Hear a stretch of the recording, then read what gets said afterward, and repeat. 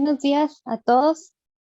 Muchísimas gracias por conectarse en esta segunda sesión del EcoWebinar Experiencias Ambientales y ODS para el sector construcción. Si ustedes no pudieron estar en la primera sesión, pueden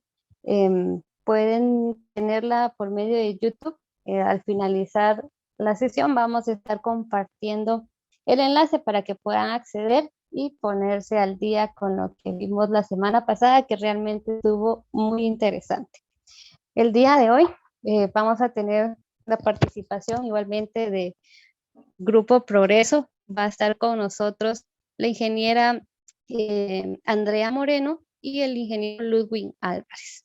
Entonces, les damos la bienvenida a nuestros dos participantes del día de hoy. Van a tener unos temas muy interesantes y vamos a iniciar con el ingeniero Ludwig Álvarez. Él va a dar la metodología de recuperación de áreas intervenidas. Él es ingeniero químico con énfasis en energía.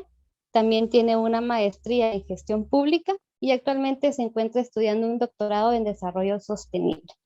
Tiene estudios especializados en aguas residuales, reducción de emisiones y también en cambio climático. Su experiencia profesional pues, es consultor en ambiente para instituciones de gobierno y de cooperación con el CNAP, con el PNUD y asociaciones independientes en Latinoamérica y el Caribe, y también en el Ministerio de Relaciones Exteriores. Actualmente se desempeña como gerente de control y seguimiento ambiental en Cementos Progreso. Bienvenido, ingeniero Ludwig, por compartir con nosotros, y le damos el tiempo para que pueda iniciar su presentación. Muchísimas gracias, Catherine. Ahí yo solo les agradecería si me pueden confirmar que puedan ver la pantalla, por favor. Sí se ve, ingeniero. Sí, ingeniero. Perfecto. Muchísimas gracias a todos por la participación.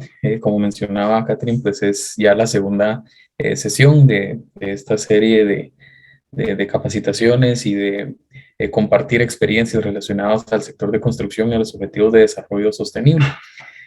Muy en línea con lo que se platicó la semana pasada, pues yo quería hacer una breve introducción de por qué es tan importante enfocarnos en cómo interactúan o cómo interaccionan el sector construcción con los objetivos de desarrollo sostenible.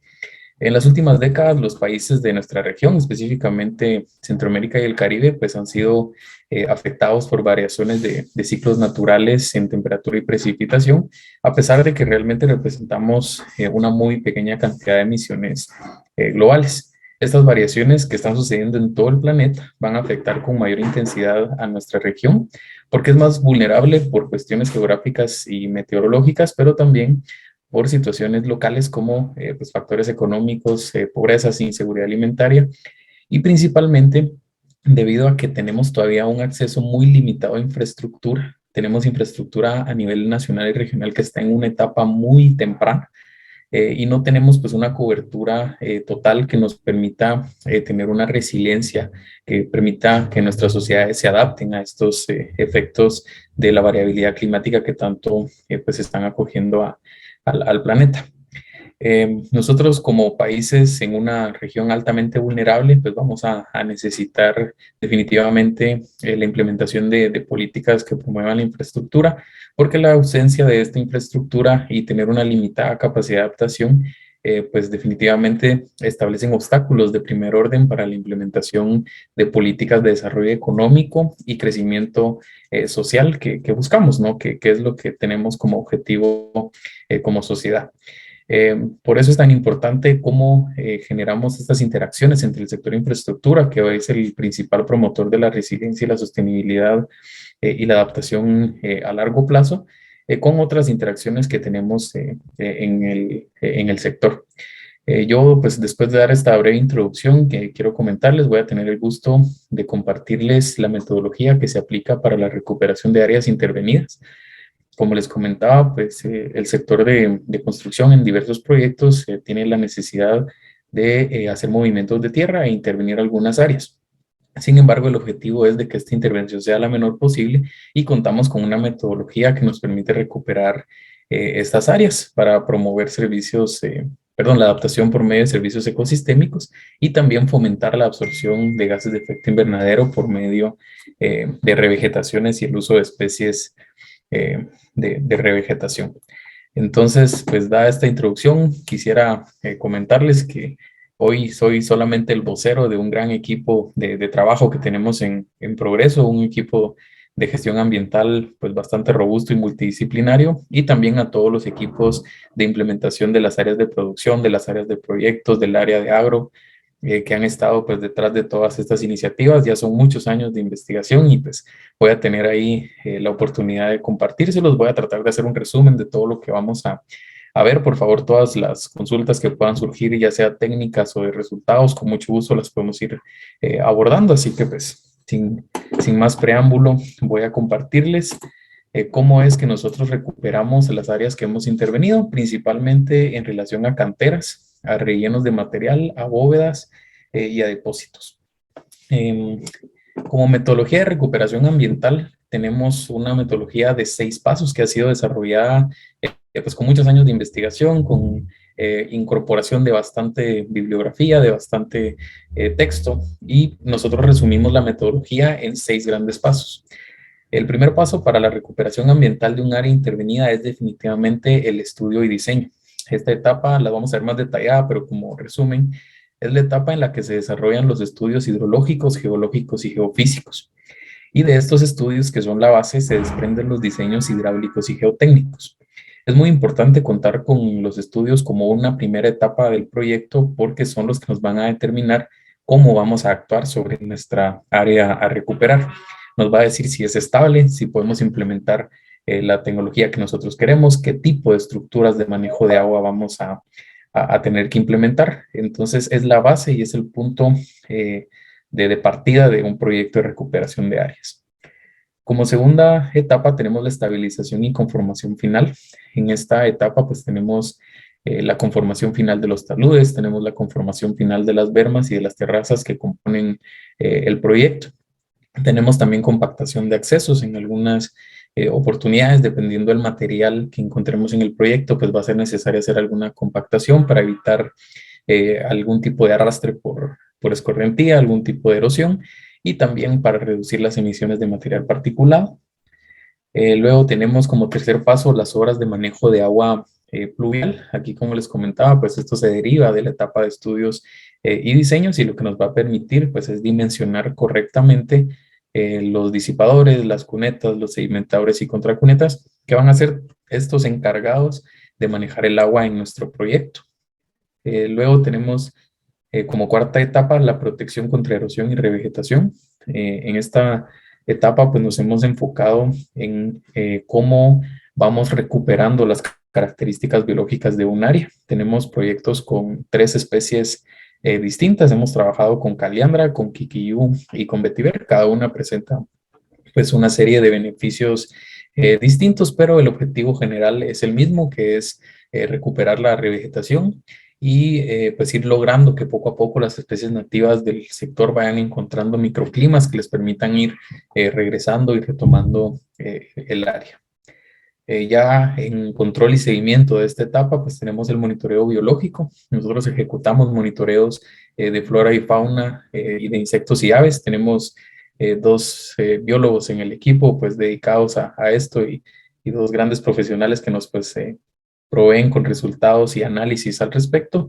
Y por último, tenemos un equipo de monitoreo atmosférico que se encarga de periódicamente estar ejecutando los monitoreos de material particulado y presión sonora para asegurarnos que esa intervención que se hizo y que está en proceso de recuperación esté dando los valores adecuados y nos encontremos dentro de los parámetros de cumplimiento establecidos en las metodologías, principalmente de la Organización Mundial para la Salud. Este es a grandes rasgos el procedimiento. Ya específicamente sobre la etapa 1 que les comentaba, que es la etapa de estudios y diseños, es la fase principal de la metodología. Como les indicaba, es el pilar del cual se desprenden todas las actividades, y básicamente nos permiten determinar el grado de estabilidad de los taludes para poder diseñar las obras que vamos a implementar. Estos estudios también determinan qué tan viable es recuperar biológicamente por medio de revegetación las áreas o si a lo mejor el proyecto va a requerir de estructuras adicionales como un soil nailing o algún tipo de geotextil específico, pero todo eso no lo dicen los estudios. En las imágenes pueden ver una fotografía del lado izquierdo donde un equipo de geología está haciendo pues, los análisis preliminares en la cara del talud, evaluando los tipos de material que componen esta cara para poder integrar el estudio geofísico que luego se traduzca en recomendaciones y diseños geotécnicos para la estabilización. Y por el lado derecho tenemos un mapa de cómo se manejan o cómo se distribuyen las escorrentías hídricas, pluviales y demás en el proyecto de Planta San Gabriel, porque nosotros hacemos los análisis con un enfoque de microcuenca y de cuenca. No nos limitamos únicamente a analizar cómo se gestiona o cómo fluye el agua y los recursos hídricos superficiales adentro del área que queremos intervenir, sino que analizamos en conjunto un área mayor para poder determinar cómo va a impactar y cómo deberíamos gestionar este impacto y cómo se integra esto a los diseños finales. La segunda etapa es ya el manejo del agua. Como les comentaba, pues derivado de los estudios, tenemos ya la dimensión específica que van a requerir los trabajos y estructuras formales para poder manejar el agua. Cuando no contamos con este tipo de estructuras, nos exponemos grandemente a daño estructural y superficial. Aquí sucede porque el agua pluvial pues se infiltra y genera una escorrentía superficial. Tenemos ataque pues por dos frentes, una en la cara de los taludes y una que por la infiltración pues va generando una estabilidad en el material, que puede ser más o menos dependiendo del material que conforme el corte o el depósito, y pues es necesario manejarlo. Esto nos podría poner en riesgo la obra y es por eso que antes de iniciar cualquier etapa de recuperación vegetal, nosotros primero manejamos todo el aporte pluvial que podamos tener en el proyecto, principalmente por medio de obras de concreto. Y es aquí donde juega un papel muy interesante la mezcla de los dos tipos de tecnología que se utilizan en este proyecto. Por un lado, la ingeniería verde, que sería toda la revegetación que se va a aplicar en una etapa posterior, y aquí la ingeniería con obra gris, que sería todo el manejo previo que nosotros requerimos para poder hacer factible el proyecto. La siguiente etapa, pues es ya la etapa de conformación, dependiendo de qué tipo de terreno tengamos y cómo este necesite ser estabilizado según los estudios. Pues en esta, de forma muy general, se realizan actividades de conformación para eliminar cárcavas y áreas no uniformes para poder entrar ya al proceso de revegetación sin ningún inconveniente y teniendo áreas ya conformadas.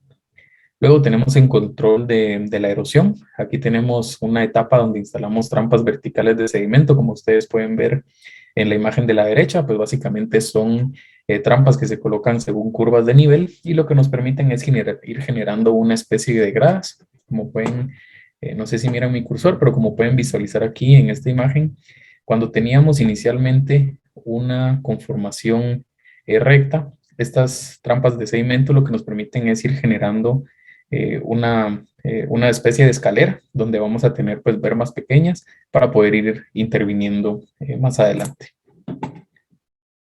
Como parte de la conformación se finalizan las terrazas para la siembra, como les comentaba, y ya se procede a la instalación de la planta. Aquí en el ejemplo que tenemos en la imagen de la derecha estamos utilizando vetiver, porque el vetiver nos da la ventaja de que tiene un crecimiento radicular bastante agresivo. Vamos a ver algunas imágenes más adelante, pero el uso de esta especie nos permite pues, generar cortinas que nos ayudan a reducir la erosión y nos aportan en la estabilidad del talud. Ya el desarrollo de la vegetación pues es un periodo un poquito más prolongado. Normalmente una vegetación pues no se desarrolla tan rápido como la que vemos en la imagen. Esta planta tiene un desarrollo vegetal bastante alto porque tiene una capacidad de captación de nutrientes muy elevada. Y en un periodo de 6 meses, esta tecnología específica ya ha desarrollado una cobertura significativa y podemos apreciar ya un área rehabilitada. Vamos a ver en un espacio de 6 a 8 meses, pues un área que fue intervenida totalmente reverdecida y con una erosión totalmente controlada. ¿Por qué utilizamos vetiver en este tipo de proyectos? Pues es una gramínea que ya tiene más de 100 años de estar aquí en Guatemala, pero la parte interesante es lo que les comentaba de su crecimiento radicular. Este crecimiento radicular va acompañado de tolerancias bastante interesantes, como la tolerancia a metales pesados y plaguicidas, tolerancia a pHs bastante alcalinos y bastante ácidos, a temperaturas en rangos que van desde los -9 hasta los 55 grados Celsius, a condiciones sódicas o salinas, sequías e inundaciones, y que prácticamente se adapta a toda la altura de la diferente topografía nacional.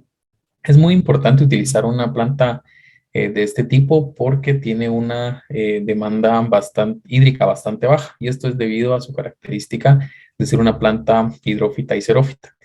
Esto nos ayuda porque reduce la cantidad de mantenimiento que nosotros tenemos que implementar en el proyecto por medio de riego, y nos permite, pues, después del periodo de estabilización y de pega de la siembra, pues básicamente desentendernos del riego de esta planta, y pues en lo que se establece ya vamos a tener una cobertura vegetal bastante densa.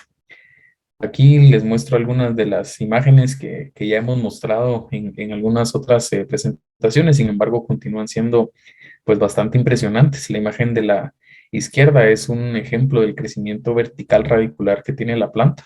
Es una planta que presenta en su raíz una resistencia de hasta 75 megapascales de esfuerzos cortantes. Por eso les decía que es tan importante para el manejo de la erosión, y que aparte nos aporta en la estabilidad del talud. Y esta raíz que encontramos aquí en Guatemala, en uno de los proyectos, tenía más de 10 metros de profundidad, gracias a su capacidad de penetrar la capa C del suelo. Vamos a ver más adelante en otras imágenes cómo la raíz va penetrando las distintas capas del suelo, y va generando bloques bastante sólidos y compactos de suelo, que hace que se reduzca por completo el riesgo de deslave o el riesgo de erosión. Y del lado derecho tenemos una imagen de cómo es el crecimiento radicular horizontal, ya en densidad.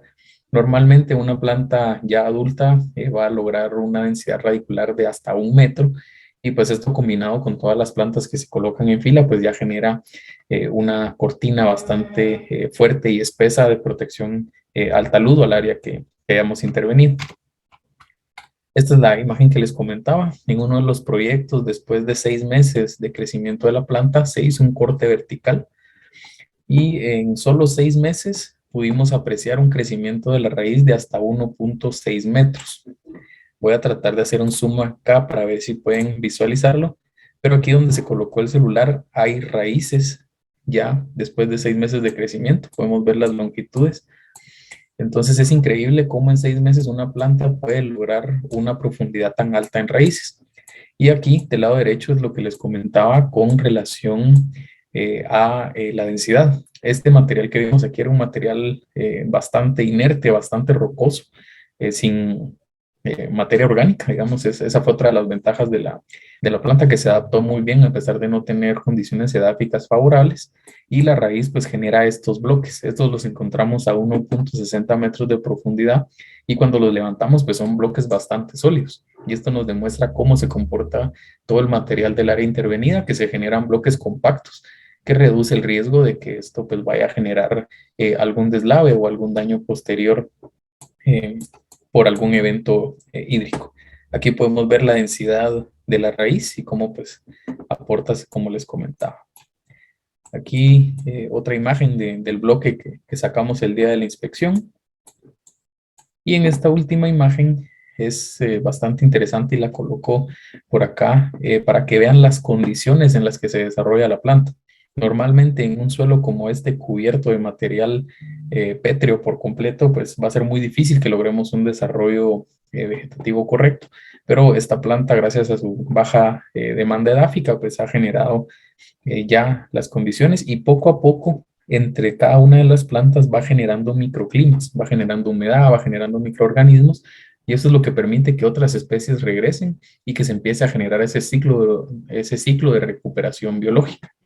Entonces, pues esto fue en un proyecto de solo 6 meses de edad.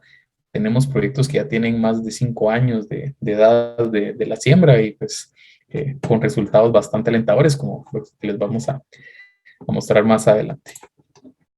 Después de haber hablado un poco de la metodología, perdonen si me alargué un poquito, pero me emociona bastante hablar del tema. Queríamos presentarles varios de los casos de éxito que contamos en Cementos Progreso. Primero está la cantera Quinón. La cantera Quinón es una cantera que abasteció de puzolana, que es uno de los materiales que se utilizan en la producción de cemento, a Planta San Miguel, en Sanarate. Esta cantera operó durante aproximadamente 18 años, entre el 2001 y el 2019, y a partir del 2018 se inician las actividades de recuperación, contando la fecha con 58,000 metros cuadrados recuperados.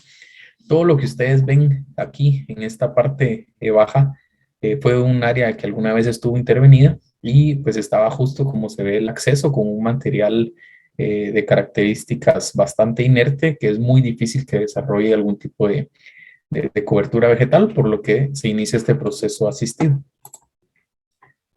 La buena atención y la recuperación del proyecto pues, nos permitió cerrar esta cantera con 0 bloqueos de vecinos al proyecto. No tuvimos ningún tipo de conflicto social, no tuvimos ningún tipo de lesión o suspensión y no tuvimos ningún tipo de incidente ambiental significativo. En esta oportunidad no se utilizó vetiver. El análisis técnico que se realizó determinó que la planta ideal era la caliandra y que está combinada con algunas especies de árboles. Entonces la metodología, pues esta es la única diferencia. De ahí cuenta con todas sus obras y estructuras para el manejo de agua pluvial, con los sedimentadores, y la recuperación biológica que se hizo pues fue con esta planta que les comento. Aquí tenemos una imagen en otro sentido, vista desde por acá más o menos, donde podemos apreciar pues todo el crecimiento vegetativo que ha tenido esta cantera en aproximadamente 4 años. Como parte de la etapa de conformación que yo les comentaba en la metodología, que es la segunda etapa, en este proyecto también se aplicó un mejoramiento o una conformación de accesos. En este caso, como pueden ver, pues se aplicó una mezcla que en la siguiente diapositiva les voy a comentar para poder generar una carpeta de rodadura más estable, que generara menos emisiones y que fuera menos propensa a la erosión. En este caso se utilizó una mezcla de suelo natural con clinker, que es uno de los materiales que se utilizan en la fabricación de cemento, y cal, que fue catalogada como producto no conforme, para poder generar esta carpeta o esta adecuación que se colocó con un ancho de 15 centímetros por encima del suelo natural. Entonces esto nos genera, como les comentaba, una reducción del riesgo de erosión y también nos protege contra la generación de material particulado por el acceso. En estas imágenes podemos ver cómo se ha venido desarrollando la cobertura. Esta imagen de la izquierda es del año 2019. Ustedes pues pueden ver aquí que la cobertura es, aparte de que es poco densa, es poco alta. Voy a tratar de hacer un zoom por acá para que vean cómo se comportaba en el 2019 y 2 años después ya los pinos pues han crecido considerablemente. La caliandra, que es la que está por aquí abajo, ya se encuentra más densa y prácticamente ahora en el 2022 es prácticamente imposible o muy complicado poder ingresar desde cualquiera de estos accesos porque la densidad de la cobertura vegetal es impresionantemente alta. Aquí algunas otras imágenes de julio del año pasado, cómo se ve desde el nivel de suelo y cómo se ve desde uno de las bermas superiores. Como parte de los resultados biológicos que ya se realizan en la etapa de control y seguimiento, pues aquí les muestro algunos resultados. Hemos encontrado en esta cantera hasta 38 especies vegetales, 19 especies de insectos y 10 especies de aves, con algunos pues, avistamientos bastante curiosos como este Monmos, que es una especie de áreas boscosas, por lo cual pues ya es un indicador biológico bastante positivo de que el área está recuperando las características boscosas iniciales. Luego tenemos los monitoreos biológicos, los monitoreos atmosféricos.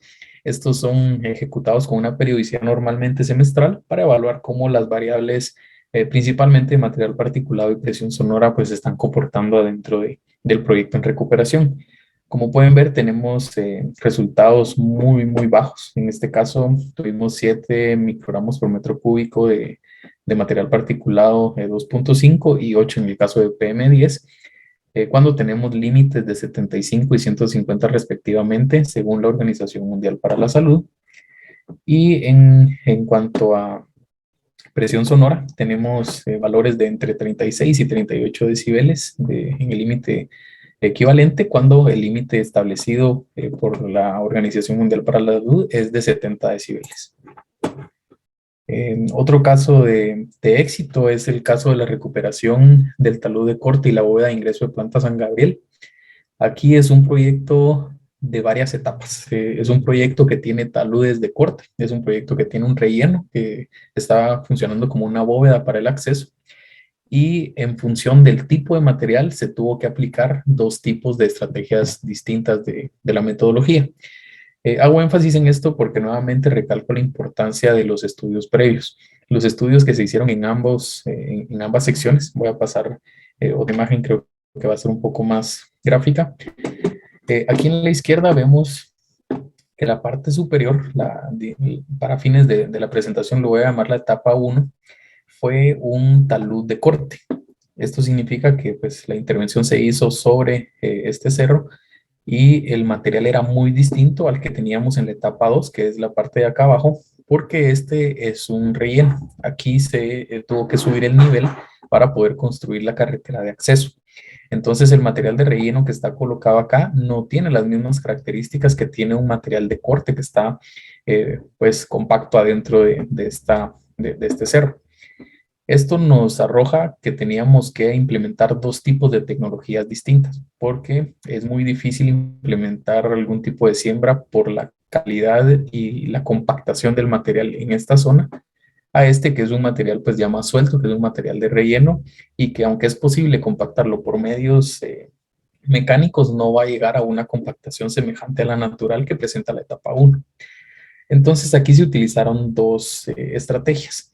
La primera fue en la etapa 1, se utilizó Kikiu y un mix de distintas semillas que fueron seleccionadas según plantas locales para que tuviera una variación anual muy parecida a la vegetación local. Digamos que variara en colores y en densidades junto con las especies naturales conforme avanzaba el año, porque no queríamos que se generara pues un paisaje distinto al que localmente se tiene.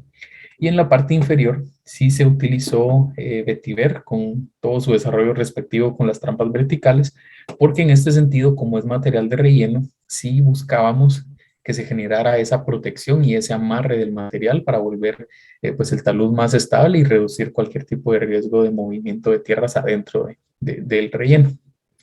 Esta imagen es de 2018, es una vista aérea desde el sureste del proyecto, cuando estaba recién intervenido, y en la derecha podemos ver el proyecto poquito menos de 2 años después, ya con un desarrollo vegetal bastante considerable. Vamos a ver en imágenes más adelante, más de cerca, para que puedan ir apreciando cómo fue cambiando la tecnología.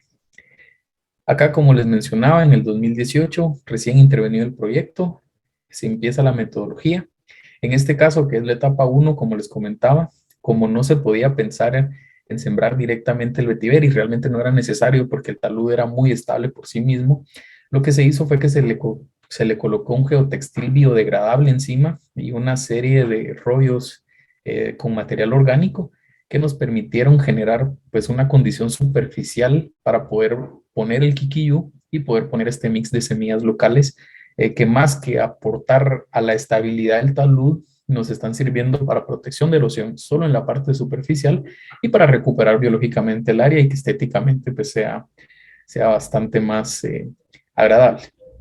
Este proyecto fue bastante importante porque en San Juan Zacatepeques empezamos a tener cierta oposición social después de hacer este corte, porque pues se entendía o se apreciaba de que estábamos impactando los recursos sin tener un plan.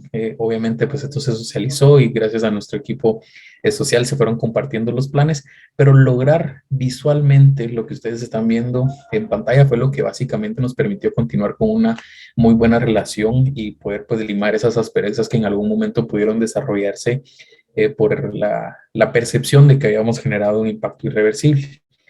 Entonces, como les comentaba, pues se aplican estos geotextiles, estos rollos orgánicos, se le aplica por la parte superficial el kikiyú y se le aplica también este mix de especies y 2 años después, en mayo, pues así es como lo podemos ver, ya con especies vegetales que varían según el ciclo natural del año. En verano, pues vamos a tener plantas un poquito de tono más café, amarillento por la ausencia del agua y en época de lluvia pues vamos a tener una cobertura bastante verde como la que apreciamos por aquí en estas imágenes y la idea era precisamente esa de generar una solución que se integrara con el paisaje local.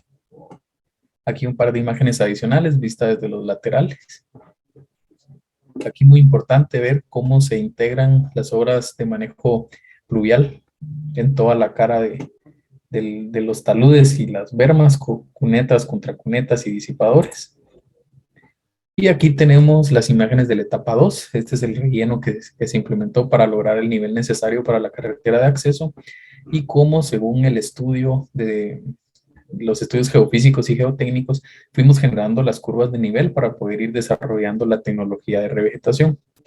Esto es en noviembre de 2019, esto fue en abril. Bien importante notar que en un periodo de alrededor de 7 meses pasamos de esto a esto, ya con una densidad, con una cobertura vegetal bastante densa. Y pues algunos meses después, en mayo del 2020, ya la cobertura era pues bastante más densa, pero también empezábamos a apreciar cosas muy interesantes como la que se ven aquí en estos parches, donde ya empiezan a regresar las especies locales y las especies nativas a las áreas que nosotros estamos recuperando. Algo bien interesante de esta metodología es que la planta que utilizamos en este caso, que fue vetiver, resiste a condiciones bastante adversas y tiene tolerancias muy altas, como las que les platiqué en las primeras diapositivas, pero curiosamente una condición que no soporta es la ausencia de luz solar. La sombra pues le hace daño al vetiver, luego pues empieza a decaer, finalmente muere y la especie local que se posicionó por encima es la que se queda ya en el área. Pero esto después de que durante varios meses o años el vetiver desarrolló su raíz, generó esa estabilidad interna, protegió contra erosión, generó un microclima y ya el bosque natural empieza a posicionarse donde el vetiver generó toda esta capacidad de regeneración. En este proyecto también se hicieron estudios biológicos. Aquí tenemos resultados, pues por ser un poquito más reciente que el otro proyecto, tenemos algunas diferencias en cantidades, pero también resultados bastante buenos. Tenemos 29 especies de flora, 7 de insectos y 2 especies de aves. La aparición del sabanero pues fue un avistamiento bastante interesante. Este es una especie que se ubica principalmente en sotobosques tupidos, lo que también nos da un indicador de que el área ya se está comportando como tal. Voy a tratar de pasar un poquito más rápido los otros proyectos. Me emociono mucho hablando, entonces voy a tratar de ir un poco más rápido por el tiempo. Tenemos también otros proyectos que se han construido con el objetivo de evitar intervenir o interferir con el plazo natural de los recursos hídricos. En este caso, específicamente, Bóveda Magdalena, que es un proyecto que se construyó para poder evitar intervenir en el flujo natural del agua. Se construyó una bóveda y por encima se aplicó material de relleno para poder construir una carretera que pasa por encima. En este caso era muy importante generar una recuperación vegetal porque todo el material suelto, en caso de que llegara el invierno, podía llegar a aportarse al cauce del río o del riachuelo sobre el cual estamos trabajando. Entonces, inmediatamente se inicia con la aplicación de la metodología, se establecen todos los pasos y se llega a la recuperación que ya les platiqué. Aquí tenemos alrededor de 41,000 metros cuadrados de recuperación vegetal y como les comentaba en la imagen anterior, vemos que donde hay mayor contacto con bosques o con especies nativas, estas empiezan a apoderarse del área que fue recuperada con la tecnología de revegetación.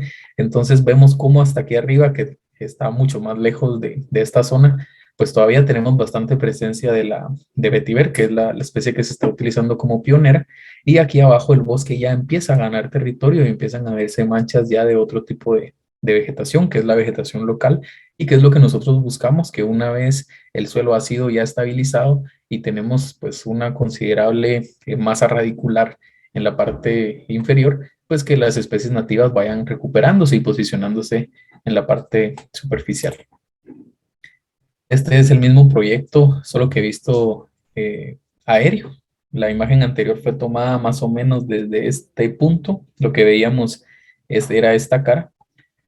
Y pues aquí es todo el proyecto completo. Esta es la bóveda que les comento. Aquí tuvimos un depósito de material porque fue cuando se construyó una carretera y todo el material de corte fue depositado acá, material completamente inerte, sin condiciones orgánicas. Y lo que se hizo fue aplicar la misma metodología, el análisis, los estudios, las obras de manejo de agua, de escorrentía, y luego pues ya procedemos a iniciar con la revegetación. Este proyecto inició a finales del 2017 más o menos. Esto era ya alrededor de mayo de 2018 y estas imágenes ya son más recientes de finales del 2019, donde vemos cómo ya el bosque natural pues está ganando su territorio, está reclamando el espacio y está generando y recuperando todo el bosque. En este proyecto también se realizaron diversos estudios biológicos. Aquí tenemos resultados de 56 especies de vegetación, 11 especies de insectos y 10 especies de aves. El siguiente proyecto es Finca La Pedrera. Finca La Pedrera, ubicada en zona 6, fue esta área específicamente fue un relleno para disposición de material. Tenemos alrededor de 27,000 metros cuadrados que fueron recuperados con la misma tecnología y pues básicamente se hizo para la protección de las caras de las distintas bermas que se fueron conformando en el relleno y la protección del pie de talud, que es este que vemos acá, que es pues una extensión bastante considerable y fue recuperada toda con la misma tecnología, donde a los laterales contamos con todas las estructuras de manejo de agua fluvial. En estos monitoreos tuvimos resultados en el 2021, el año pasado, de 55 especies de vegetación, 14 especies de insectos y 3 especies de aves. En cuanto a los resultados de los monitoreos atmosféricos, todos se encontraron considerablemente por debajo de los límites establecidos por la Organización Mundial de la Salud, como les comentaba, 75 y 150 respectivamente para PM2.5 y PM10, con resultados de 9 y 12. El siguiente proyecto es Relleno Candelaria. Este fue otro relleno que se utilizó para disponer el material de corte para la elaboración de una carretera.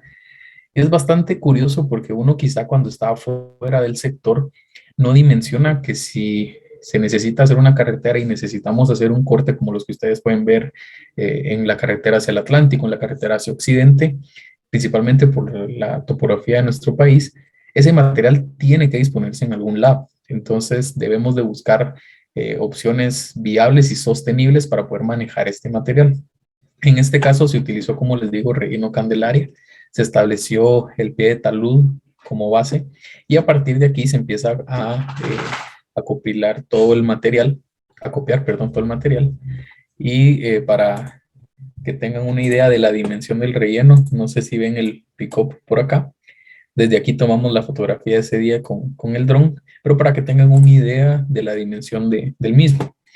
Este tenía una extensión de 18,000 metros cuadrados y se trabajó exactamente con la misma tecnología, con sus estudios geofísicos y diseños geotécnicos. Se hizo la conformación de toda la cara, principalmente de la cara sur, que es esta, y la cara sureste, que eran las que presentaban mayor riesgo, perdón, y se procedió a hacer todas las curvas de nivel, a hacer las terrazas y a implementar el proyecto. Esto fue en mayo de 2021 y menos de un año después ya la cobertura que teníamos era pues como la que pueden ver en la imagen, y ya también las especies nativas que rodean, a pesar de que no son áreas con mucha densidad vegetal, ya empiezan a recuperar e integrarse adentro de este relleno. Acá como pueden ver, esta es una imagen más reciente, esta es del año pasado, 2021. Ya prácticamente es muy difícil identificar dónde termina el relleno y dónde empieza la montaña o el cerro natural. Y eso es básicamente lo que se busca, que la recuperación vegetal permita que las condiciones locales se integren con el proyecto intervenido y minimizar cualquier tipo de impacto que pudo haberse generado. En este caso tuvimos 41 especies de vegetación, 15 de insectos y 5 de aves. Para darles algunos otros datos adicionales de lo que hemos trabajado, aquí pueden ver en una fotografía de la izquierda en otro proyecto que tenía aproximadamente entre 6 y 8 meses de crecimiento la altura de la planta. Aquí el colega que está por aquí tampoco es que sea muy alto, pero ya teníamos plantas con alrededor de 1.8 metros de altura más o menos en un espacio de 6 a 8 meses. Y aquí del lado derecho estamos viendo cómo en Bóveda y Depósito, que fue uno de los proyectos que les mostré anteriormente, se estaba generando un proyecto de corte de las hojas del vetiver. Esto con el objeto de obtener biomasa para utilizar en proyectos posteriores, que fueron desarrollar diferentes tipos de artesanías y materiales con la técnica de enchapado, como lo que podemos ver aquí, técnica de tejidos, técnica de resina, con uso de resina, e incluso se logró mezclar la biomasa con residuos del saco de cemento para la generación de papel. Aquí tenemos algunas de las artesanías y distintos productos en exhibición ya como podrían ser utilizados. Y esto con el objetivo de demostrar que aparte de contribuir a la recuperación vegetal, a la rehabilitación de las áreas, los proyectos podrían intervenir de una forma económica, generando ciclos cerrados económicos que contribuyan a donde los proyectos se estén realizando. Adicionalmente, y mencionaba lo de la captación de emisiones, porque como pueden ver hay una extensión bastante considerable de áreas recuperadas y con un crecimiento radicular tan alto y tan agresivo como tienen las gramíneas, pues es bastante prometedor la capacidad de captación de dióxido de carbono que estas tienen a lo largo de su vida. Tenemos algunas referencias de que las gramíneas con raíces de hasta 1 metro tienen capacidad de captar solo por debajo del nivel del suelo en raíz hasta 53 toneladas de CO2 por hectárea al año. Esto es en gramíneas con raíces de 1 metro. Si pensamos en gramíneas con raíces de 12, 15, 16 metros, pues obviamente la cantidad de captación se vuelve mucho más alta.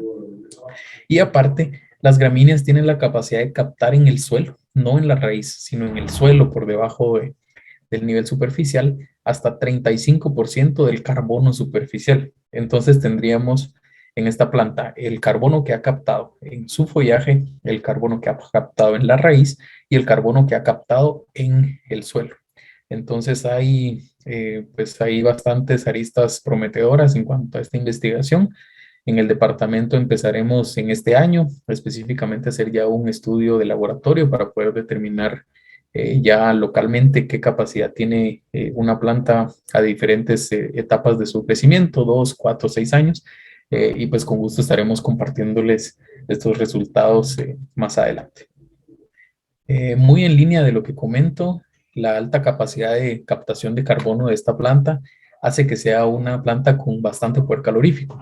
Incluso la literatura indica que es aproximadamente 2.5 veces menor que el poder calorífico del búnker. Si nosotros quisiéramos sustituir un kilogramo o una tonelada de búnker, tendríamos que utilizar 2.5 veces esa cantidad. Y el poder calorífico del vetiver es aproximadamente 15% mayor al de la leña, con una generación de biomasa mucho más agresiva y en menor tiempo.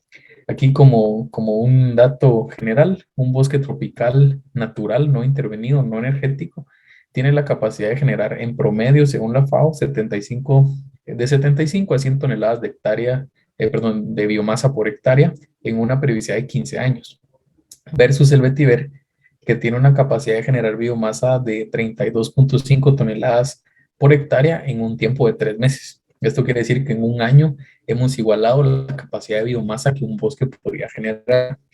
Y con esto es muy importante quizás hacer la aclaración de que no buscamos en ningún momento sustituir, podamos aprovechar ese poder calorífico y que nos ayude a restarle presión a los ecosistemas forestales existentes y que promovamos esta metodología como una recuperación de áreas que posterior a la revegetación va a llegar a ser un bosque, o deberíamos de llevarlo a que sea un bosque natural. Adicionalmente, como metodología de recuperación y revegetación, quería mencionarles este dato. En 2021 tuvimos aproximadamente 1.3 millones de árboles entre sembrados y donados en el grupo, ahí por medio de nuestra unidad de agroprogreso. En 2020-2021, si juntáramos los 2 años, superan los 2 millones de árboles. Y esto sumado a los 270,000 metros cuadrados rehabilitados con proyectos que les mostré antes. Entonces, esto lo comento para poder recalcar que no solo la infraestructura gris es un apunte que tenemos o es un objetivo que tenemos en el grupo, sino que le apostamos mucho a la adaptación por medio de servicios ecosistémicos y por medio de restauración de áreas degradadas. Entonces, queríamos pues compartirles este dato. El proyecto tiene la capacidad de impactar hasta en 8 de los 17 objetivos de desarrollo sostenible. No me voy a detener mucho, pero pues ya les he platicado de las opciones de economía circular, de el uso de la biomasa como energía, como emprendimiento, las mejoras en la calidad atmosférica en cuanto a las variables de material particulado y presión sonora, la innovación en cuanto a las intervenciones y por último la acción por el clima. Como consideraciones finales y pues aquí terminaría la presentación, tenemos 270 rehabilitados entre los proyectos de Vetiver y Caliandra. El uso de plantas pioneras permite que se regeneren condiciones de suelo y luego que se vayan recuperando las especies nativas de flora y fauna. Existen opciones para revegetar áreas intervenidas con bajo mantenimiento y demanda edáfica e hídrica. Esto es muy importante porque normalmente tendemos a creer que una recuperación de este tipo va a ser excesivamente costosa cuando hay opciones de bajo mantenimiento y demanda edáfica. Se tiene que prestar mucha atención en cómo se va a manejar el agua de lluvia y en generar una correcta y adecuada establecimiento de la planta, pero posterior a eso pues requiere muy poco mantenimiento hídrico y edáfico. Y por último, y recalco este punto, para aplicar exitosamente la metodología es necesario primero contar con un sistema eficiente de manejo de agua pluvial con estructuras formales de concreto y generar esa integración entre las tecnologías gris y verde. Termino con la diapositiva. Como les decía, este es un trabajo de varios años. Yo únicamente tengo el gusto de compartirlos, pero hay detrás de cada uno de los proyectos que les mostré un equipo muy grande de profesionales que han dedicado mucho tiempo a investigación y desarrollo técnico en estos proyectos. Entonces, agradecerles el tiempo a ustedes por su atención. Espero no haber hablado mucho porque me tiendo a emocionar con este tema, pero cualquier duda quedo atento y nuevamente muchas gracias al Centro por el espacio. Muchísimas gracias, ingeniero, y no hay ningún problema. Nosotros también emocionados de ver todo lo que ustedes han hecho. Nos parece verdaderamente interesante que un área se puede recuperar haciéndola de una forma correcta y ustedes lo han hecho de una forma increíble. Muchísimas gracias por presentar pues lo que han hecho hasta el momento y lo que van a hacer más adelante, ¿verdad? No sé si dentro del público alguien tenga alguna pregunta o consulta para el ingeniero que pueda hacerla en este momento escribiéndola en el chat. Muy bien, creo que pues no hay preguntas. Considero que todo quedó bastante claro y vuelvo a repetir, muy interesante lo que usted nos presentó. Agradecemos mucho su tiempo, ingeniero, por permitirnos dar este conocimiento a las demás personas, a las personas que siempre están participando en estos webinars. Y de parte del Centro de Producción Más Limpia, le damos muchísimas gracias por su participación. Ha sido un gusto, Catherine, muchas gracias. Ahorita, para continuar con la presentación, pasamos con la ingeniera Andrea Moreno. Ella va a estar dando el tema análisis de ciclo de vida del sector concreto y del sector cemento. Ella pues es ingeniera ambiental de la Universidad Rafael Landívar. Tiene una maestría en estrategia público-privada de desarrollo sostenible y un posgrado de especialización de investigación científica en la Universidad de San Carlos. Como experiencia profesional, es técnico en manejo ambiental e investigación sobre cambio climático. En Grupo Progreso es coordinadora de gestión ambiental a cargo de la coordinación y elaboración de instrumentos ambientales de los proyectos de Grupo Progreso, desarrollo del programa corporativo de formación ambiental interna y externa en base a competencias técnicas, también en elaboración de políticas, protocolos corporativos, auditorías ambientales internas, relacionamiento interinstitucional, proyectos ambientales, entre otras cosas. Entonces es un honor para nosotros tenerla también, ingeniera Moreno, y el tiempo es suyo. Gracias, Katy. Pues buenos días a todos. Es un gusto para mí estar compartiendo en esta mañana un poquito, como mencionaba Ludwig, de lo que hemos estado haciendo y de lo que en sí pues ha traído muy buenos resultados de todo ese trabajo en equipo que hemos venido realizando durante ya varios años. Les voy a compartir mi pantalla y Katy solo me hace... Ya está lista. Sí, ya está compartiendo. Perfecto. Bueno, pues como les mencionaba, la segunda parte de este webinar consiste en el tema de análisis de ciclo de vida, hablando principalmente de dos productos dentro de Progreso, que son el cemento y el concreto. La idea es que pues, les cuente yo un poquito sobre cómo hemos ido desarrollando esta metodología, este análisis ya de hace pues pocos años para acá, y cómo es que esto también nos ha ayudado a identificar con un poquito más de precisión cuáles son las entradas y salidas en cada una de las fases de nuestros procesos y también cómo poder hacerlas cada vez más eficientes.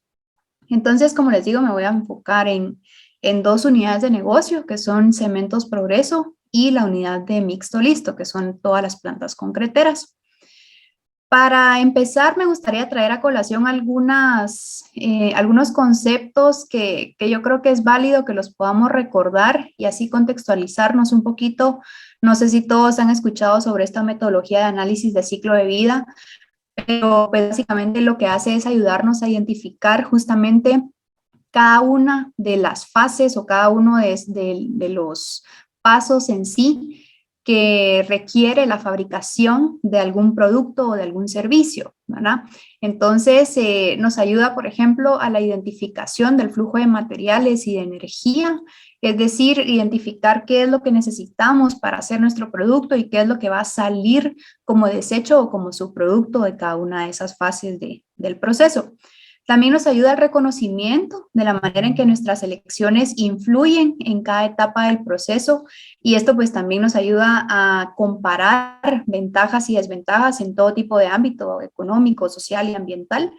Y por último, a la identificación tanto de las oportunidades como de los riesgos de un producto o de una nueva tecnología, desde la materia prima hasta el proceso de desecho. Entonces, ya con esto, pues yo creo que podemos ir ya entrando en materia.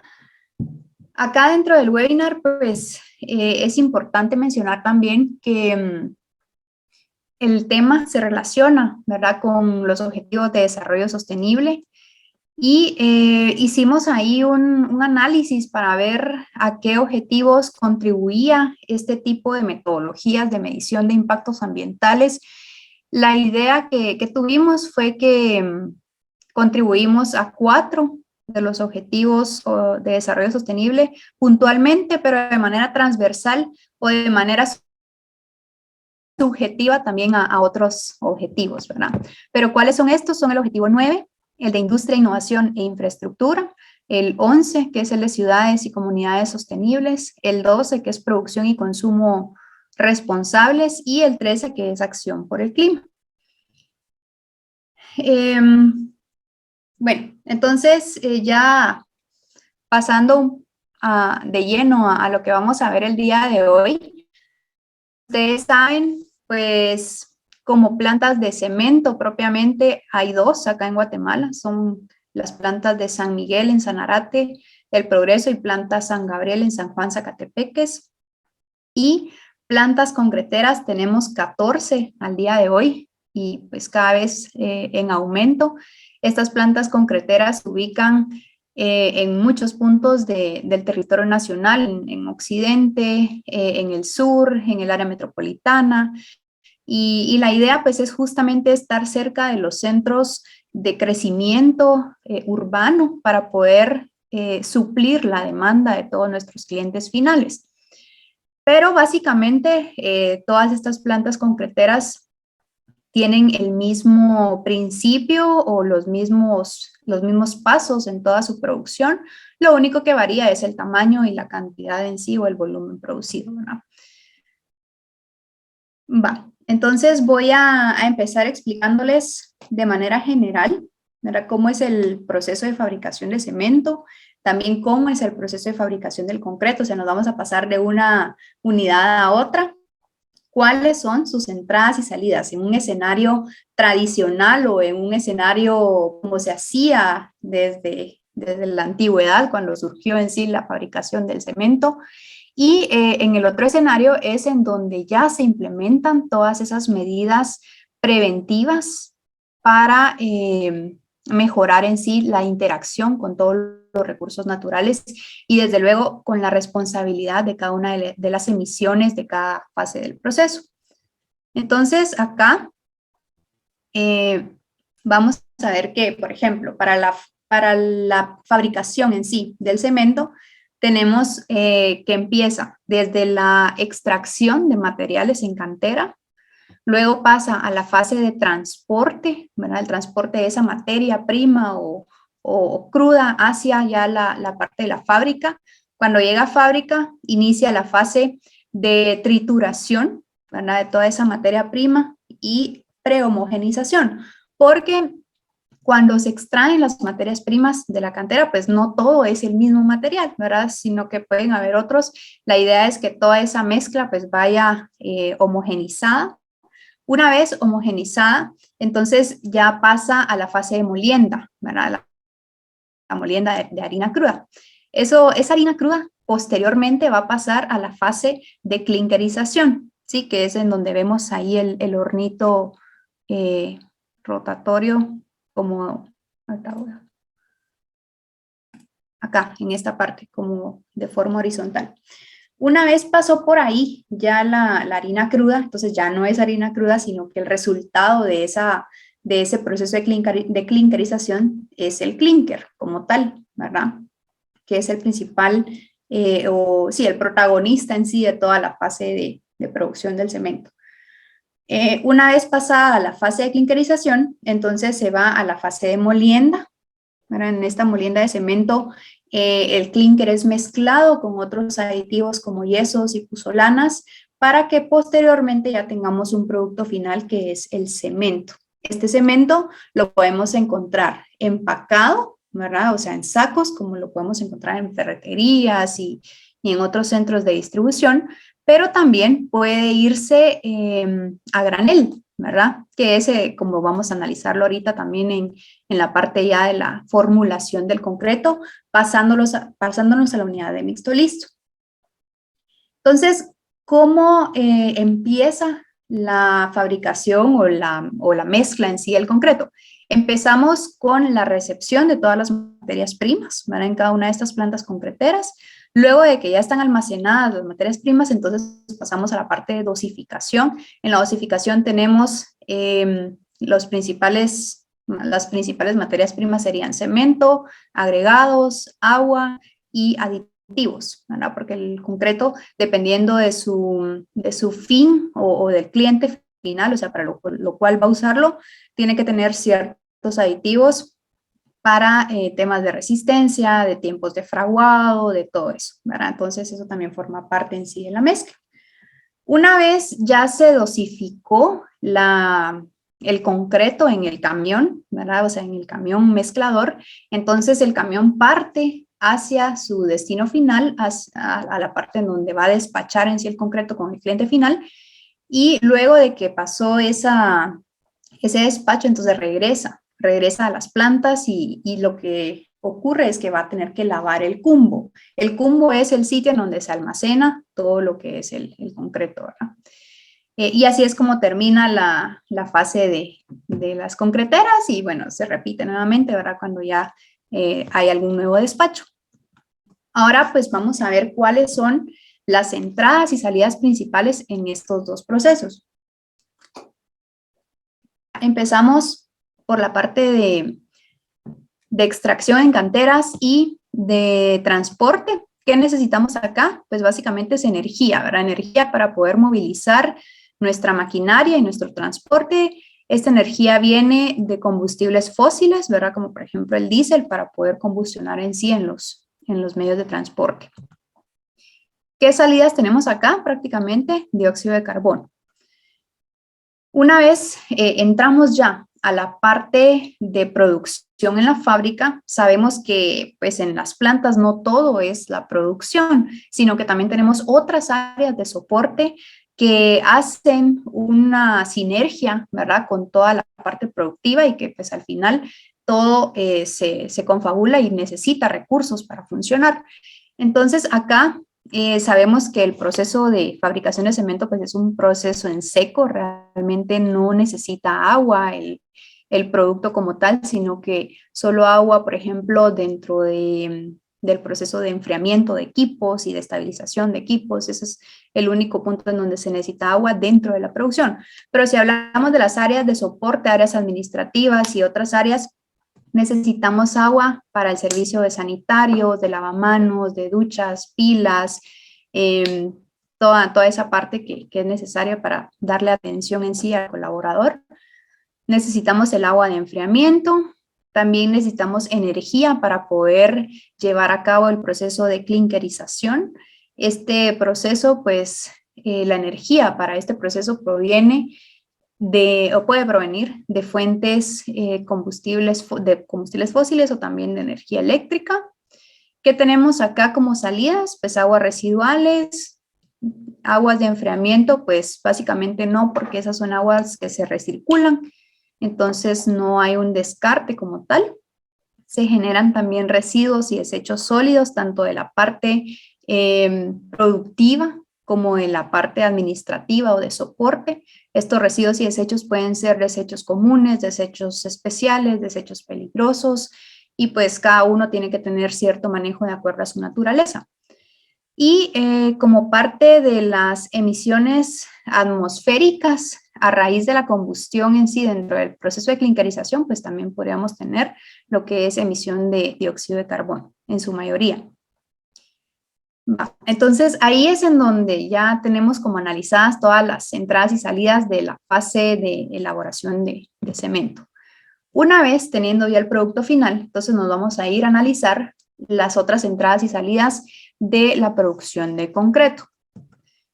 En la producción de concreto, ¿se acuerdan que les decía que necesitamos agregados, necesitamos agua? ¿Y el agua para qué lo utilizamos? Primero, para las partes de las áreas administrativas o de soporte, ¿verdad? Lo mismo como en cemento. Agua también para la producción netamente, o sea, porque el agua aquí sí es un componente importantísimo e imprescindible, ¿verdad? Del concreto. Y también agua para el lavado de los cumbos. ¿Recuerdan cuando retorna el camión ya una vez despachado su producto? ¿Cómo vemos acá las salidas? Pues tenemos residuos y desechos sólidos, en su mayoría son residuos y desechos comunes, algunos especiales de pronto y algunos peligrosos, pero es mínimo, ¿verdad? Porque casi que todo el servicio de mantenimiento de maquinaria, transporte y todo es tercerizado, entonces básicamente es un poquito menos. También tenemos generación de aguas residuales comunes. tenemos aguas residuales de lavado, estas ya no son comunes, sino que son especiales, ¿verdad? Porque ya a raíz del lavado de los cumbos, pues podemos tener agua con valores altos de pH, ¿verdad? Y también de sedimentos. Agregados, cuando regresa el camión de haber despachado el concreto en una obra, puede que no haya dejado la totalidad por diversas razones. Tal vez el cliente ya no quería, entonces ya no sabía en dónde ponerlo, entonces le dice mejor llévese ese concreto de vuelta. O de pronto habría también la posibilidad de que el concreto no estaba destinado a esa área, ¿verdad? Entonces, el concreto regresa en pequeños volúmenes, ¿verdad? Hacia planta, lo cual se busca siempre que no ocurra, ¿verdad? Porque esto al final pues, representa un costo y representa alguna forma de cómo tratarlo posteriormente, pero en algunos casos es inevitable, ¿verdad? Entonces regresa cierto volumen de concreto y lo que se tiene en varias de las plantas es una planta recicladora de agregados, ¿verdad? Ya lo vamos a ver en el otro escenario, pero bueno, en total esos son las salidas. Algunas llantas también que pueden salir del cambio en sí de las llantas de los camiones. ¿Y todo eso para qué? Pues para poder llevar a cabo la construcción en sí de toda la infraestructura habitacional, infraestructura comercial, red de comunicaciones de nuestro país, ¿verdad? Entonces, acá tenemos ya el listado de entradas y salidas. ¿Cómo es que lo hemos ido manejando nosotros en Progreso?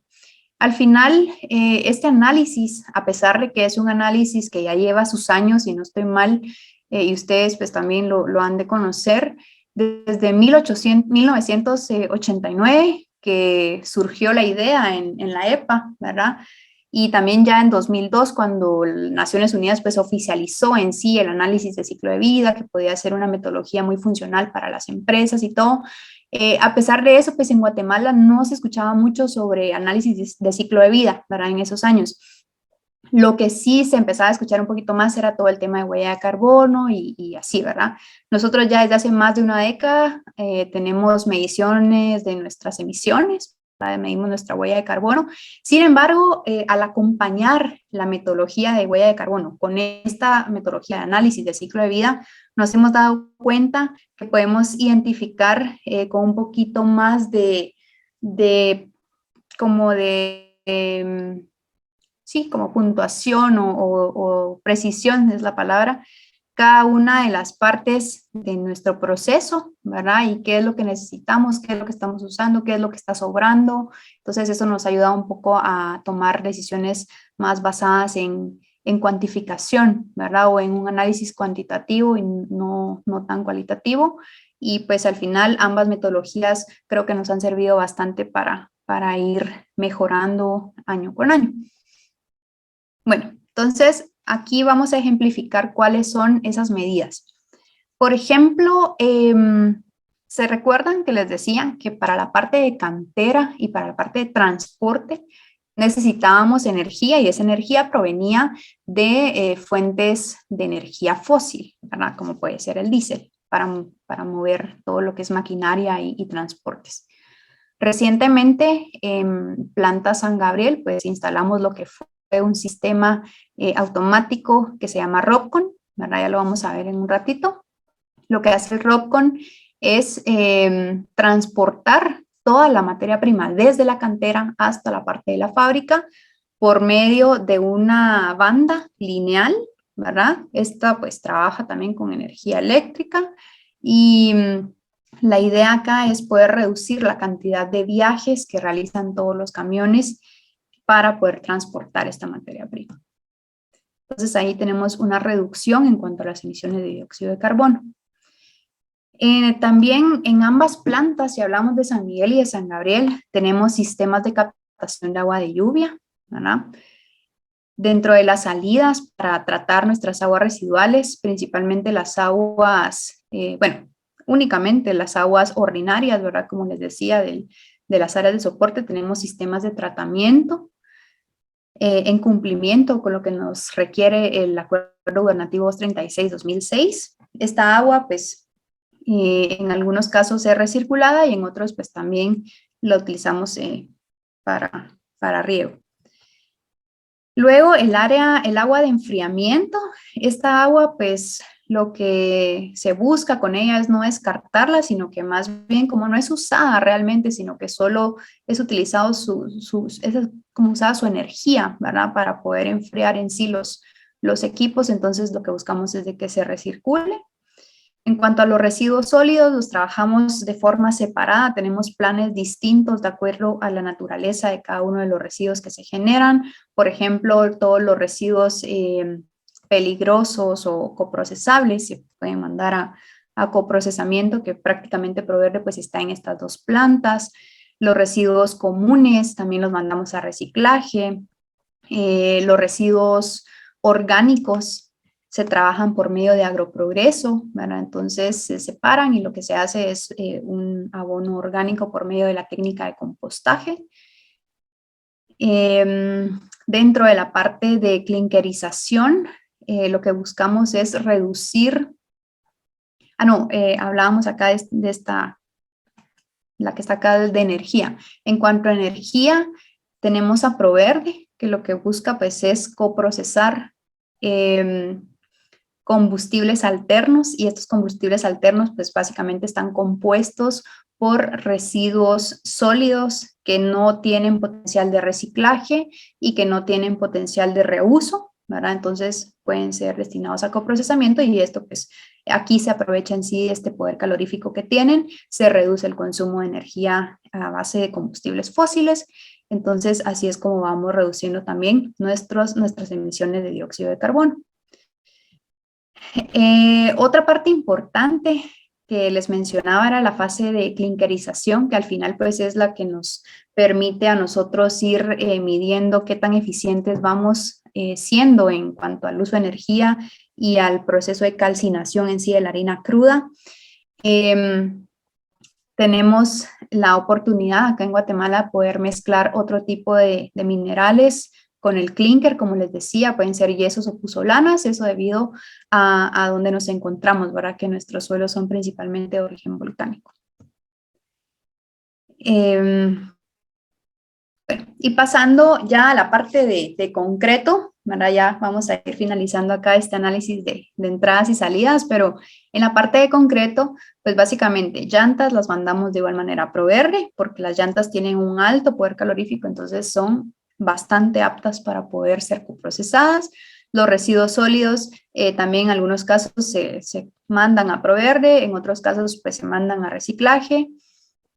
En las plantas de mixto también se cuenta con la estrategia de captación de agua de lluvia, y esta agua de lluvia pues básicamente lo que hace es almacenarse en grandes estructuras, ¿verdad? Para poder ser utilizadas dentro de la parte operativa, ¿verdad? Porque se recuerdan que aquí sí es muy importante el agua como parte del proceso.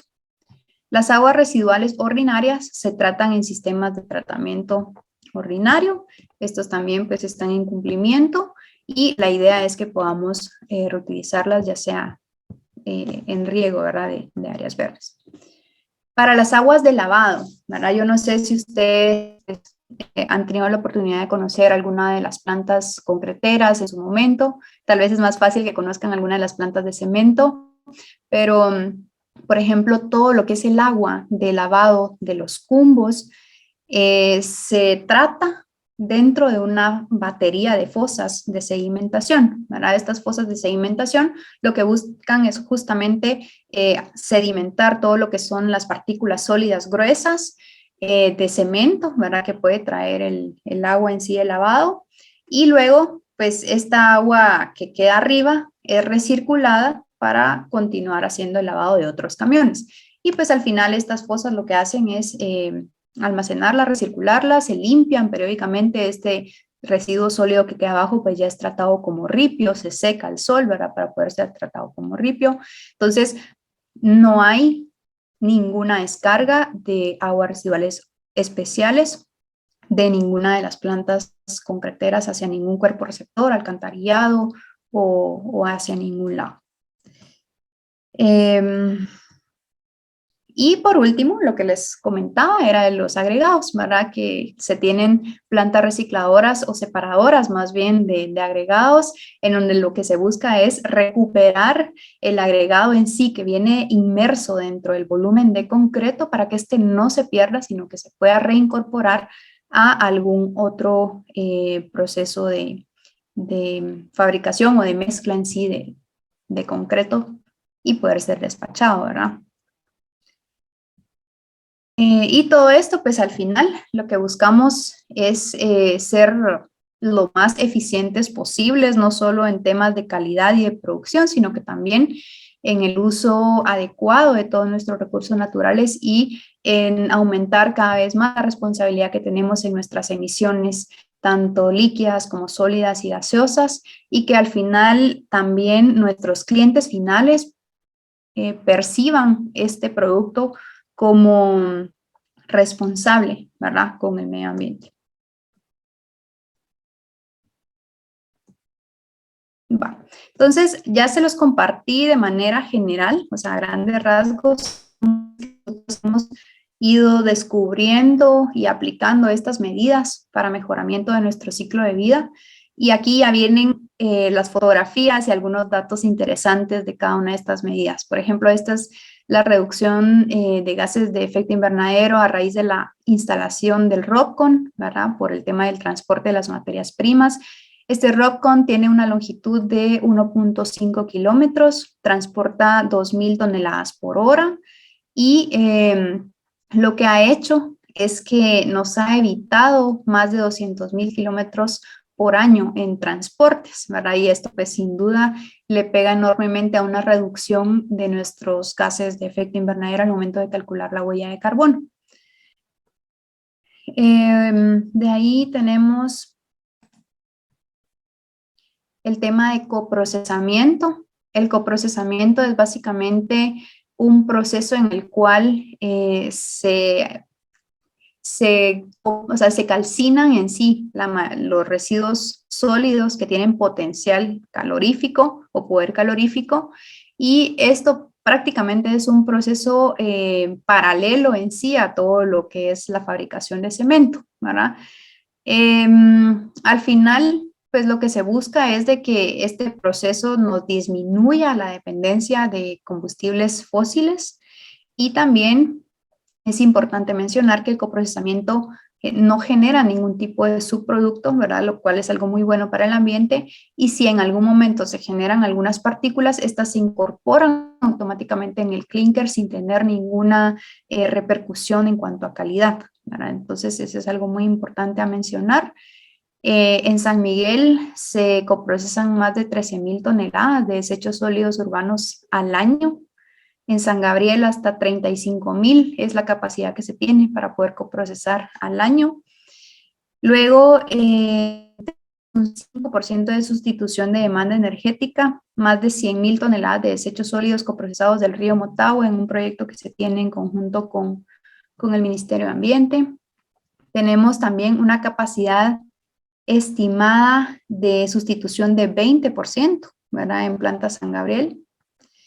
Y, bueno, en cuanto al proyecto en sí de desechos del Motagua, me estaban actualizando que tenemos ya más de 300.000 toneladas de desechos sólidos coprocesados, que es algo pues muy, muy importante, aunque como lo hemos dicho también en otros foros, pues es algo al final del tubo, pero sin duda es algo también que contribuye en gran manera, ¿verdad? A poder salvaguardar la calidad en sí de la desembocadura hacia el Océano Atlántico, ¿verdad? Y que seguro pues va a ir acompañado también a futuro de muchas iniciativas para reducir en origen la cantidad de residuos y tratarlos ya posteriormente.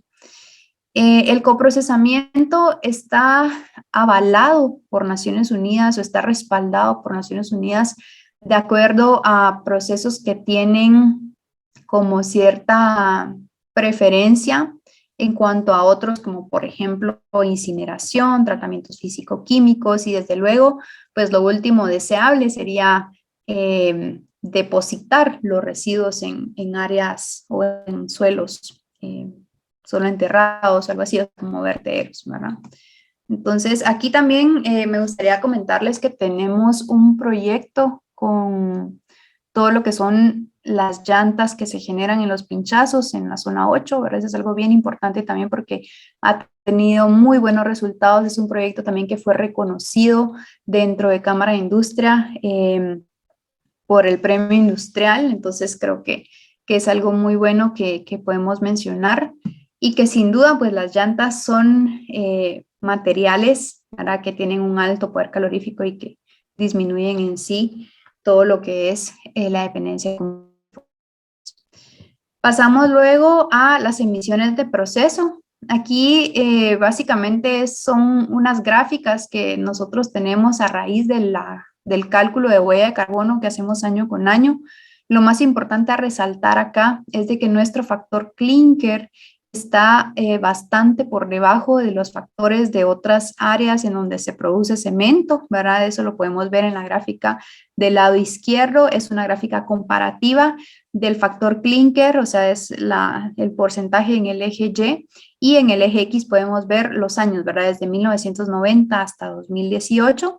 Aquí Guatemala, pues desde luego en los años 90 todavía no teníamos esa cantidad de medidas que nosotros ya adoptamos, todo lo que es la utilización de puzolanas y todo. Durante los años se han venido haciendo investigaciones por medio del CETEC, que es nuestro laboratorio de análisis para todo lo del cemento, y pues al final se ha ido investigando y haciendo pruebas, ¿verdad? Para poder ir incorporando estos materiales alternativos dentro del clinker, hasta llegar hoy en día a un factor de 67%. El factor clinker es un indicador que muchos países utilizan para poder medir la eficiencia energética dentro del proceso del cemento. Entonces, mientras más bajo sea, es mucho mejor. Sin embargo, es importante resaltar que nosotros en Guatemala pues tenemos una ventaja bastante importante, ¿verdad? En comparación con otros países, y es por lo que les mencionaba al inicio, que nos encontramos en un área en donde los suelos son principalmente de origen volcánico. Entonces podemos encontrar minerales como por ejemplo estas puzolanas, ¿verdad? Que nos ayudan a reducir definitivamente este factor. Y por otra parte, dentro de la gráfica del lado derecho, podemos ver los kilogramos de CO2 por descarbonatación por saco de cemento, y sin duda, pues al momento de compararnos con otros países también nos encontramos casi un 10% por debajo del valor medio de emisión, ¿verdad? Es lo que emiten, por ejemplo, los demás países al fabricar un saco de cemento. O sea, nosotros estamos por debajo de esa emisión. Vamos a pasar ahora a la unidad concreto, ¿verdad? Como ustedes saben, estas son medidas que nosotros hemos estado implementando tanto para el tema de materiales, de energía y de agua, ¿verdad? Que son nuestras entradas principales.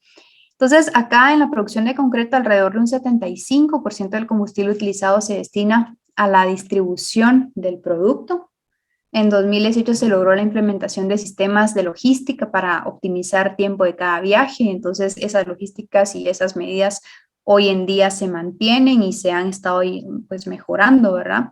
Entonces, la idea es que, por ejemplo, por cada camión que sale, el tiempo vaya disminuyendo en cuanto llega a la planta o a la infraestructura o al proyecto con el cliente final, y regresa. Entonces, mientras menos tiempo se tenga, ¿verdad? Dentro de esos recorridos, eso significa que contribuye de manera sostenible a la huella de carbono, ¿verdad? Cada minuto menos de circulación puede llegar a equivaler a 0.45 kilogramos de CO2 reducidos. Y no es que los camiones vayan súper rápido o que cambien rutas definitivamente, sino que también esto ha sido a raíz de la ubicación en sí en nuestras plantas, ¿verdad? Que, pues como les digo, ha ido creciendo esta unidad año con año, y la idea pues es justamente esa, ¿verdad? Ir siendo cada vez más eficientes, manteniendo los camiones en óptimas condiciones, dándole esos mantenimientos preventivos. Se cuenta también con una escuela de pilotos, ¿verdad? En donde, por ejemplo, se les enseña a cómo cómo hacer un uso más eficiente del camión en cuanto a términos de eficiencia energética y toda esa parte que pues al final contribuye bastante en el cálculo de la huella de carbono. Hablando de otra de las entradas, que era el agua, pues dentro de Plantas San Gabriel y Plantas San Miguel tenemos reservorios de agua pluvial para la captación de agua y su uso en circuito cerrado, tanto en los procesos de enfriamiento como también para las áreas de soporte, ¿verdad? Entonces, en Plantas San Miguel, ya pues, a los que estuvieron en el webinar pasado, Alan pues, les retroalimentó ahí bastante sobre el proyecto de reservorio. Se tiene una capacidad instalada de 116,000 metros cúbicos y en Planta San Gabriel una capacidad de captación de 150,000 metros cúbicos. Por otra parte, dentro de nuestros sistemas de tratamiento de agua residual ordinaria, tenemos wetlands con tul, ninfa y vetiver. Estos wetlands pues nos han servido bastante para poder tratar el agua y llegar al cumplimiento en sí que nos exige la ley, o sea, en este caso sería el Acuerdo Gubernativo 236. Y a raíz de que hemos cumplido con estos parámetros, pues hemos dado el siguiente paso, que ya no es descargar el agua o descartarla, sino que ver cómo podemos reutilizar ese caudal, ¿verdad? Que ya tiene mejores condiciones dentro de alguna otra actividad en planta, ¿verdad? Y esto pues nos ha llevado a experimentar el fertirriego y pues nos ha ido bastante bien. En cuanto a materiales, ¿verdad? Aquí ya nos pasamos a otra entrada, que es la de materiales, ¿se recuerdan? Lo del tema de los agregados, que a veces los camiones podían volver con algún volumen menor de concreto hacia planta y que durante la fase de lavado, pues mediante la recicladora, estos agregados eran recuperados. Entonces, desde el año 2014 se han recuperado y reciclado más de 47,000 metros cúbicos de agregados. Esto, pues, ¿qué significa? O sea, no son solo ahorros para la operación, sino que también es un volumen que no está yendo a ningún tipo de área de disposición final, ¿verdad? O sea, a ningún vertedero, a ningún relleno sanitario, sino que finalmente está siendo reincorporado en el proceso. Entonces, es algo muy bueno que pues nosotros siempre resaltamos de esta unidad. Dentro del tema de agua, ¿verdad? Aquí en la unidad de concreto, pues también se cuentan con este tipo de reservorios. Acá lo pueden ver ustedes en la fotografía del lado derecho. Desde el año 2019 se ha reciclado más de 16 millones de litros de agua, reduciendo el consumo de agua limpia de fuentes naturales, ¿verdad? Esto es algo pues bastante notable porque pues al final el agua es parte importantísima dentro de la fabricación en sí o de dosificación del concreto.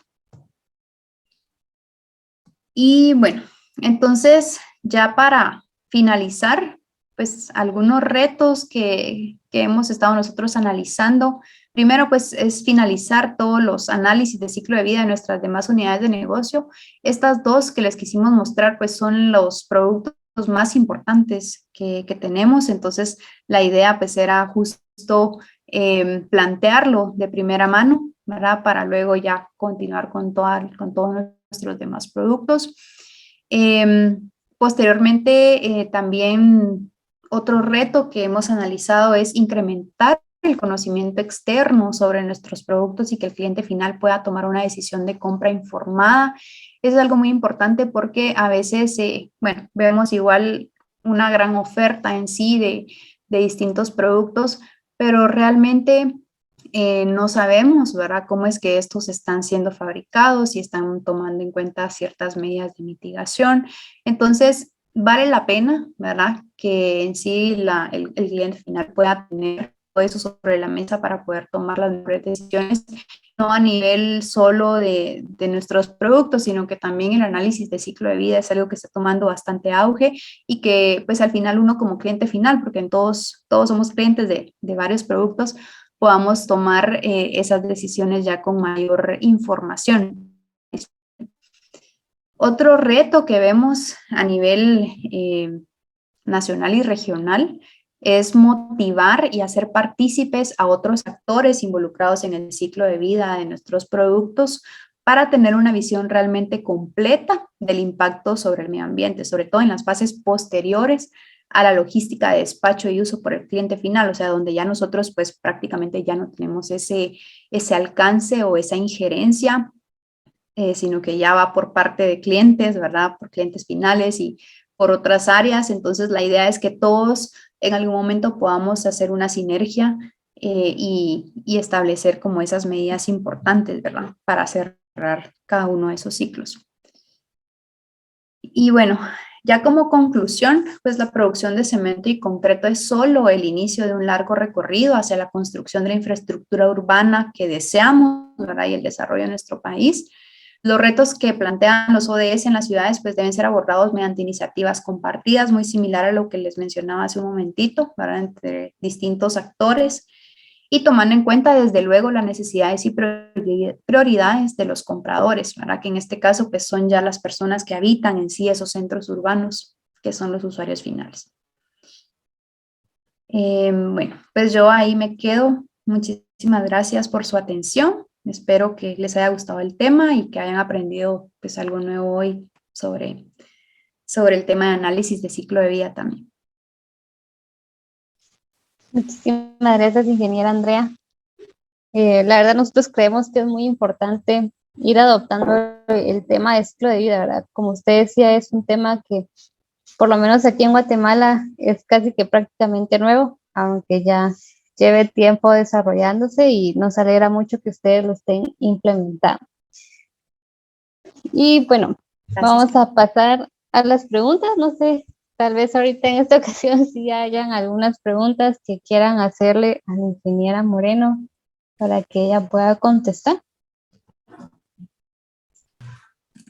En la sección, este webinar se transmitió también en YouTube y ahí hubo una pregunta que creo que ya contestó dentro de la presentación, pero para dejarlo un poquito claro, solamente nos consultaban de las llantas que ustedes procesan, de dónde provienen, ya que su transporte pues es tercerizado.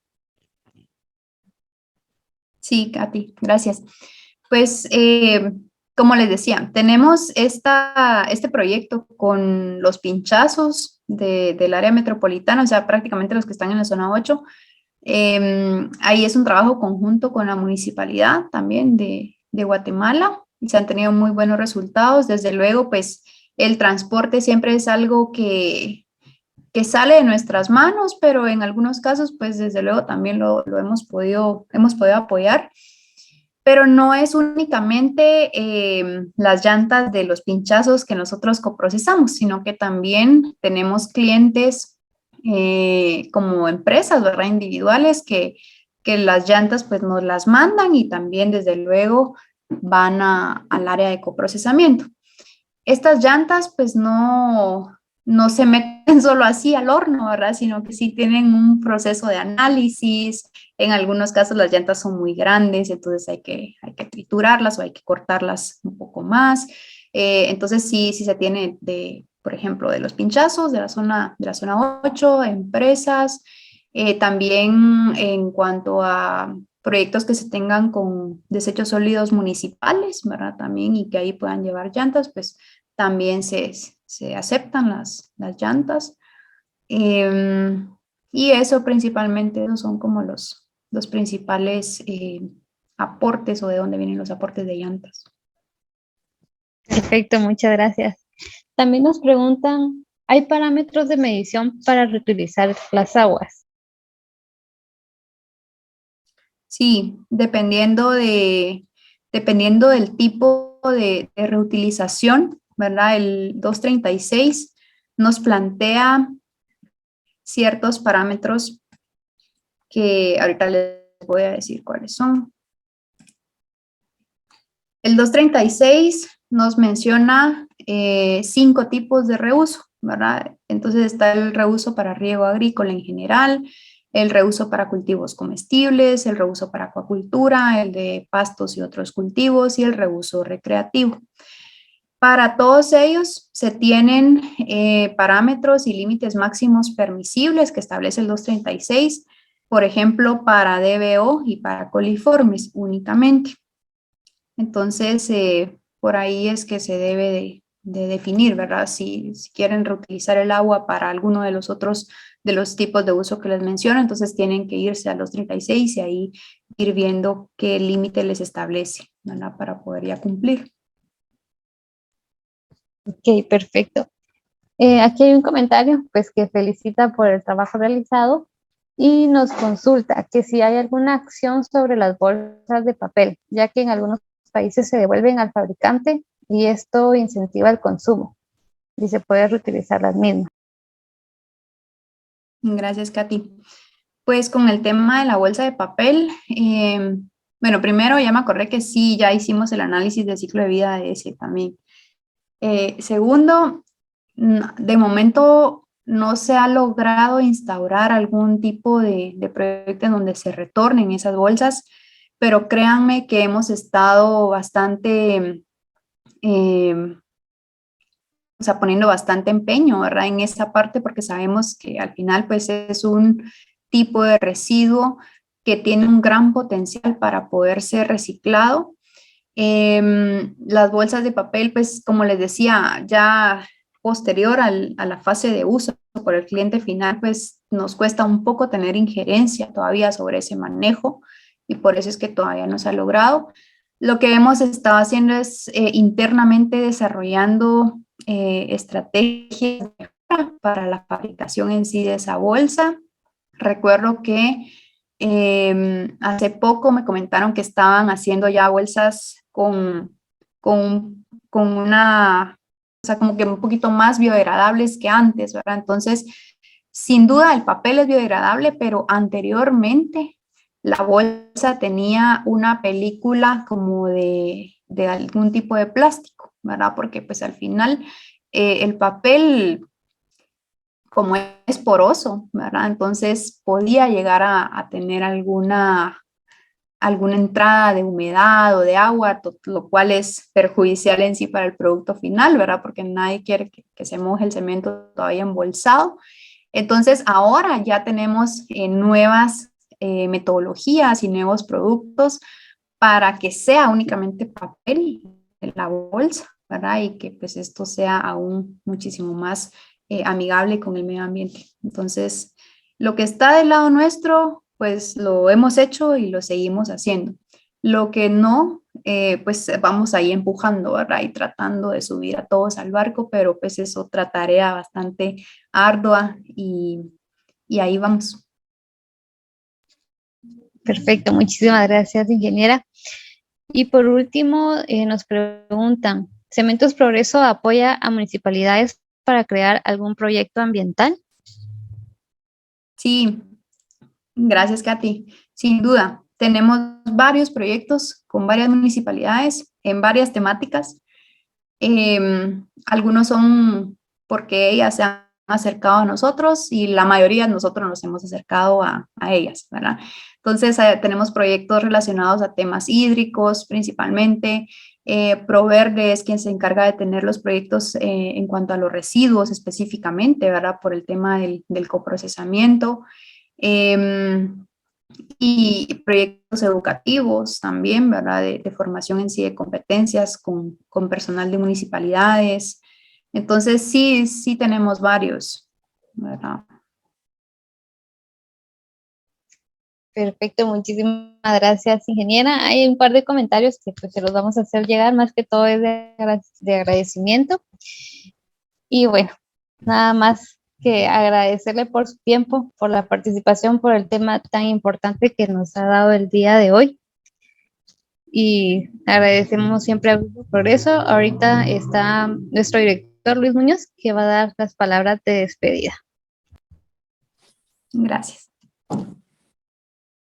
Muy buenas tardes a todos. En nombre del Centro Guatemalteco de Producción Más Limpia, queremos agradecer a cada uno de ustedes que estuvieran participando en este webinar, el primero del año, a través de la iniciativa que tenemos, que es la Academia Ambiental que está apoyada por empresas como Progreso. Una felicitación al Grupo Progreso por siempre estar apoyando con esos temas, en especial el día de hoy a Ludwig y a Andrea, que tengo el gusto de conocerlos, y pues siempre felicidades por seguir con esa actitud de querer compartir las experiencias y el conocimiento que desarrollan en el grupo. Felicidades por estas exposiciones, Andrea y Ludwig. Nosotros muy agradecidos con todo el apoyo. Estoy seguro que hoy se generó material de mucho valor, que lo vamos a seguir compartiendo en redes a través de nuestro canal de YouTube. Los invitamos a que sigan en redes a Progreso para conocer todas las actividades que realizan en el tema de gestión ambiental, y también pues que sigan al centro en las redes, porque esta es parte de las actividades que vamos a estar realizando durante el año. Andrea, pues también un agradecimiento especial por tu gestión, que Andrea nos apoyó mucho en ir organizando también con Gabriela toda esta agenda de los temas, y seguro que no va a ser la última vez que estén por esta academia. Esta es su casa, y que siempre es un espacio que nosotros tratamos de ir facilitando para que más empresas puedan exponer su conocimiento y que todos aprendamos, y que también valoricemos las buenas acciones, ¿sí? Creemos que es importante valorizar las buenas acciones que hacemos aquí en el país desde la perspectiva empresarial, también del sector público y otras iniciativas. Es importante valorizar lo bueno, y como siempre lo hemos expresado con las empresas, ser serios en que sabemos que hay retos que hay que seguir abordando, pero no por eso tenemos que valorizar lo bueno, porque eso nos inspira, nos motiva al ver que otras empresas y personas realizan acciones positivas con el ambiente, pues nos motiva y nos hace el cuestionamiento de qué puedo hacer yo entonces si estos colegas lo han realizado. Vamos a ir compartiendo el material que se generó, y pues muy pronto más eco-webinars. Nuestra meta es, colegas, ir generando un par de eco-webinars al mes, siempre con el apoyo de nuestros socios y afiliados como Progreso, porque creemos que la academia puede ser una alternativa de cómo actualizarnos, cómo estar actualizados en el tema ambiental de forma práctica, porque lo que compartieron hoy, por ejemplo, Ludwig y Andrea, definitivamente es conocimiento práctico ya aplicado en el país, y eso es invaluable. Definitivamente eso es importante. Agradecemos también a todo el equipo de gestión ambiental, en especial también al ingeniero Juan Ramón Aguilar, que es el gerente de gestión ambiental de Cementos Progreso, y también a Gabriela Longo, porque también estuvo involucrada sustancialmente en la gestión y la organización de estos dos primeros eco-webinars. Les deseo todo el éxito, no se pierdan en redes, ahí vamos a estar comunicando las siguientes actividades, y por ejemplo en marzo tenemos el Congreso de Economía Circular y Biodiversidad, que estamos co-realizando con la Cámara de Industria, donde vamos a compartir pues temas como estos, ¿no? Entonces, muchas gracias por todo su apoyo, y les deseo todo el éxito. Felicidades nuevamente a Andrea y Ludwig por tan bonitas y sobre todo útiles exposiciones. Entonces, les deseo un éxito, el centro está a la orden. Muchas gracias por todo el apoyo. Saludos. Gracias, Luis, gracias a todos. Que pasen feliz tarde.